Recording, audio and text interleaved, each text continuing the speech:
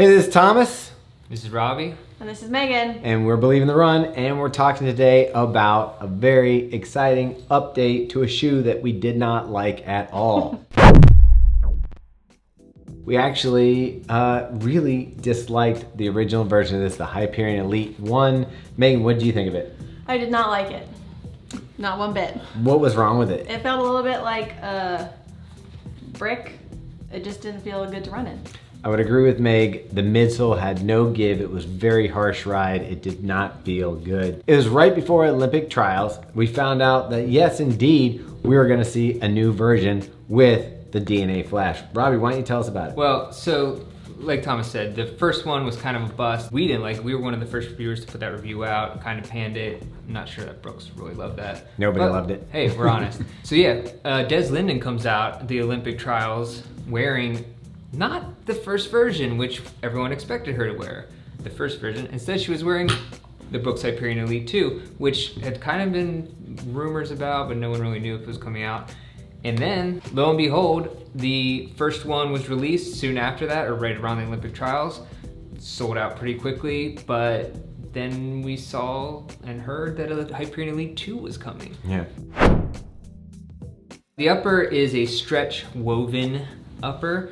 It is the exact same as the upper on the first version. Identical. The only thing I've seen that's different is there's a 1 on this tongue, and there's a 2 on this one. 2 follows 1. Second version. Yeah. That's how it works. Yeah. So yeah, the upper is exactly the same. It's very light, airy, stretch, woven upper. I like the fit of it. It works for me. Meg, we posted a picture on Instagram stories of yours all being all bloody.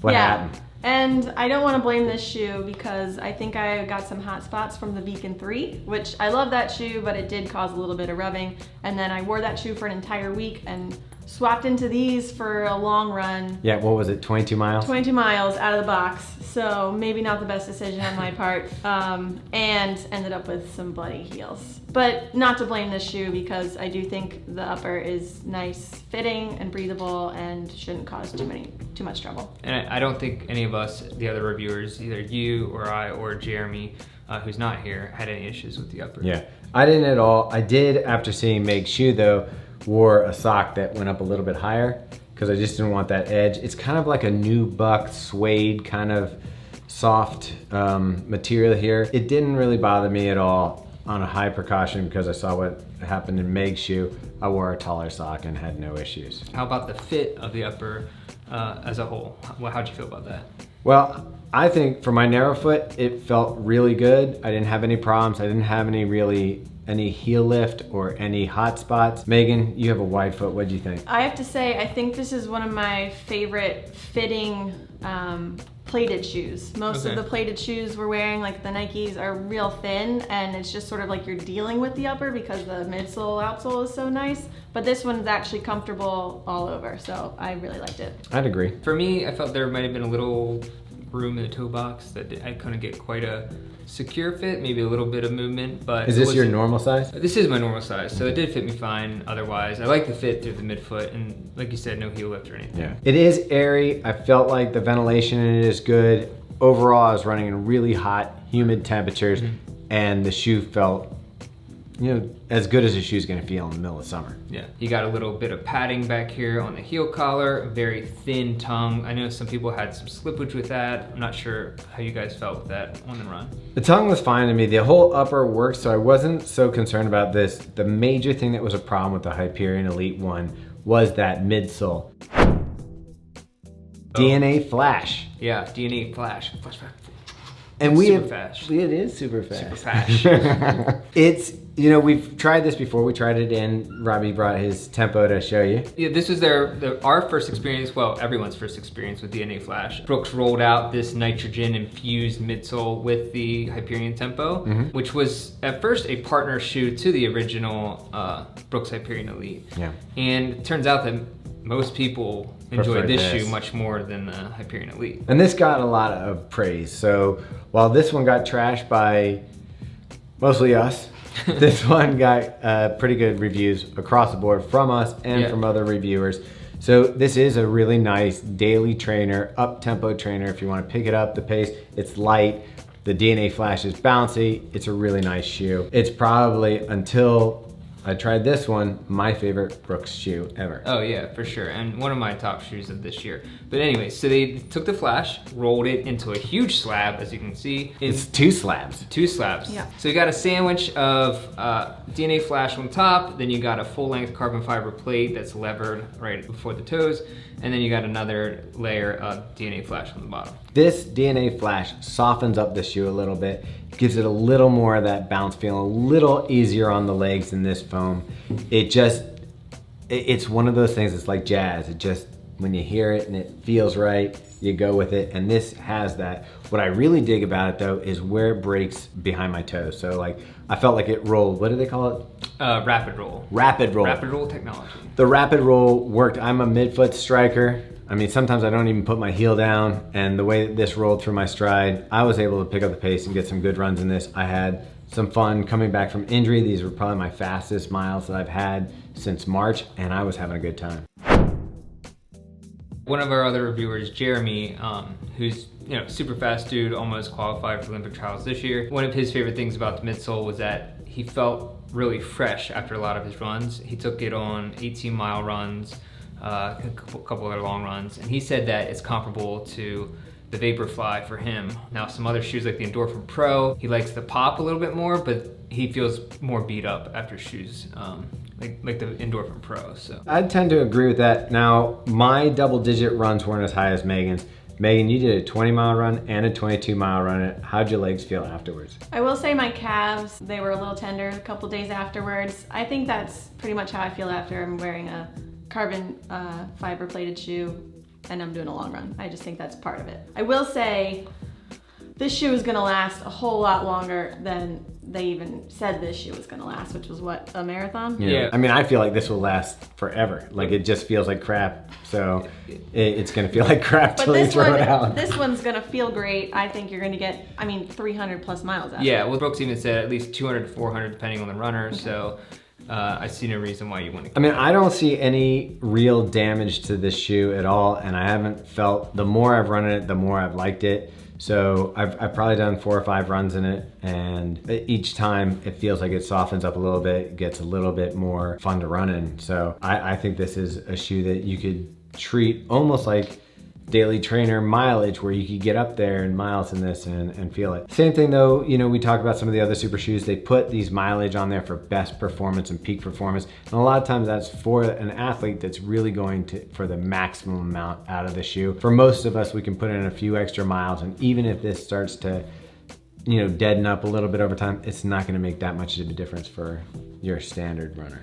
Yeah, for me, the shoe felt like the rocker in it felt a little bit Hoka Carbon X-y to me. I don't know. That's just like the same feeling I got from it. And it might also be because of the wide platform. Which, And the rigid and the rapid roll. yeah, So it's very similar to the structure of the Hoka Carbon X in that way, at least for me. I can see that, Yeah. but for me, this feels a lot faster. Well, of a it's shoe. lighter too. For my size 10.5, 8.2 ounces or 233 grams. And for a women's size 9 or my size men's 7.5. By the way, unisex sizing on these.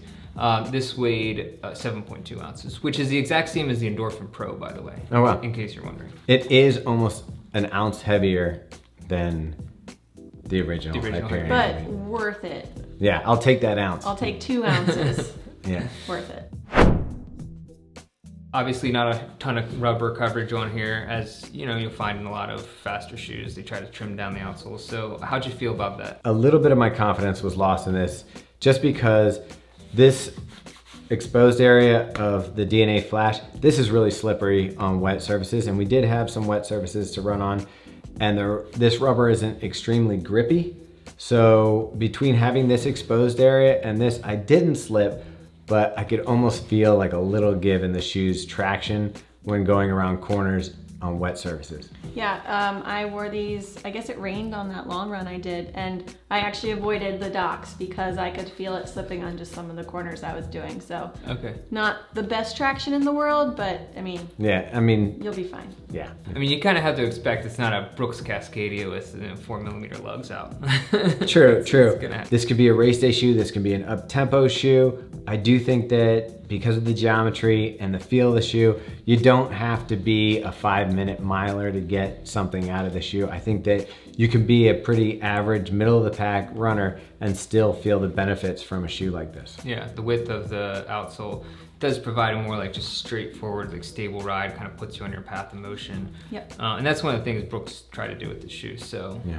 that is notable if you have some issues like that. Shoes like the Endorphin Pro can be a little bit squirrely. So Yeah. I understand why they got this out. There was that, it was almost like the space race. Everybody was trying to get their super shoe out and they needed to get it out in time for Olympic trials, and they were all rushing to do this. When we saw this at the running event in Austin last December, we were pumped to try it.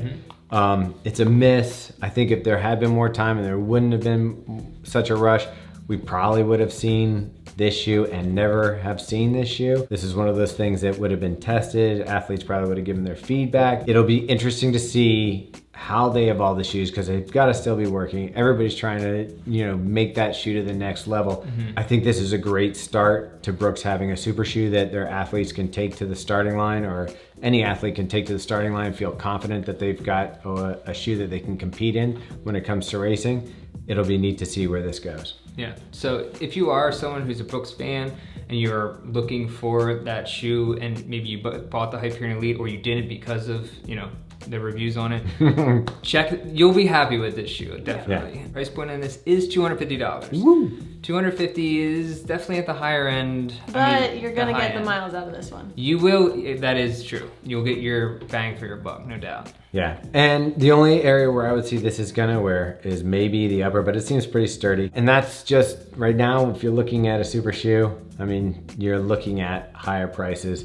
So if you don't want it, don't get it. But if you want something that's fun to run in, gives you that little boost of performance and can really feel great during your run, I like this shoe. Yeah, it's nice to see that they at least corrected the previous version. Yeah. I'm not sure I would have even liked to see the first one released at all, but I was it a little worried when we got this, that I was like, what if I hate this shoe? yeah, we're I don't know what we're gonna do. Yeah, so I'm really excited. This is great. What do you think, Meg? Yeah, I would definitely recommend this if you're looking for a fun super shoe. All right. All right, so you know it'd be great. You watch the video. If you could like it, that would be awesome. If you subscribe to the channel, that'd be great. Also, we have an Instagram feed. Yeah, we got Facebook group, right? Facebook group, Strava. Strava Club, pretty much everything we're there. Yeah, we're there. We're here to talk about shoes. We're here to talk about gear. So hit us up. Cool. Peace. And it was right before the Olympic qualifying times, or Olympic qualifiers trials. It was right before the Olympic. You got to stop laughing because you can't just have laughing. Okay. All right. Did you happen to notice on the outsole that it says tested in battle? No, Or I didn't. it says designed in battle. Sorry, you don't No, see it it. says designed in says Seattle. Oh, yes. And there's that. It says it's designed in saddle. We know words. Okay. All right. That's the best thing ever. Wait. I'm glad you pointed that out Wait, though. yeah. Okay, Megan, come back and don't smile so hard. Awesome. Did you notice on the outsole it says designed in Seattle? I did see his design in Seattle, so that was good to know. Yeah, it was good to know. All right, so We're good. let's do it.